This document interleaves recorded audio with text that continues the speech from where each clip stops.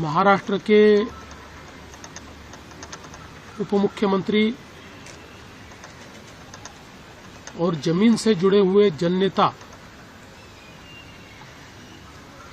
श्रीमान अजितदादा पवार, इनका एक विमान के एक्सीडेंट में बहुत ही दुखद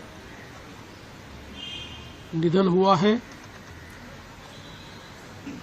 इसकी वार्ता आने के बाद समूचे महाराष्ट्र में बहुत ही दुख का वातावरण तैयार हुआ है। हम सभी के लिए इस प्रकार के जननेता को खोना एक अपरिमित इस प्रकार की हानि है। व्यक्तिगत मेरे लिए वो एक बहुत ही दमदार और दिलदार इस प्रकार के मित्र थे और हम दोनों ने साथ में काफी संघर्ष का काल भी देखा है।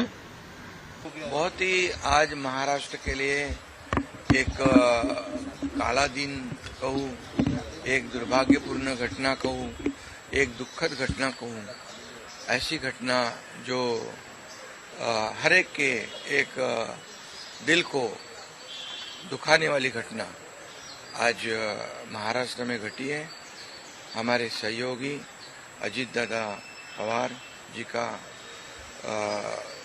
प्लेन एक्सीडेंट में दुर्दैवी मृत्यु हुई है। ये हमारे लिए बहुत ही बेहद दुखद है और महाराष्ट्र के लिए भी दुखद है, उनके परिवार के लिए तो बहुत ही दुखद है। और अजित दादा एक स्पष्ट वक्ता के रूप में जाने जाते थे, एक रोक टोक बोलने वाले, देखता हूँ करता हूँ ऐसे शब्द उनके डिक्शनरी में नहीं थे। जो होना है वो तुरंत करते थे, जो नहीं होना है उसे साफ ना कहते थे, लेकिन वो कड़े शब्दों में कहते भी, लेकिन मन के बहुत अच्छे थे। समस्त पवार परिवार और जितने भी समर्थक हैं उनको हमारी तरफ से संवेदना और शोक। मैंने बात की सुप्रिया जी से भी और उनकी मिसेज से भी। आज हम सब शोक में हैं। समझ नहीं आ रहा है कैसे इतना बड़ा हादसा हुआ।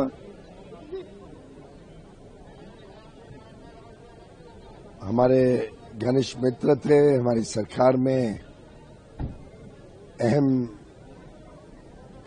पद पर थे, सहयोगी थे, महाराष्ट्र के बड़े ऊंचे स्तर के नेता और हम सबके प्रिय अजीत दादा अब नहीं रहे।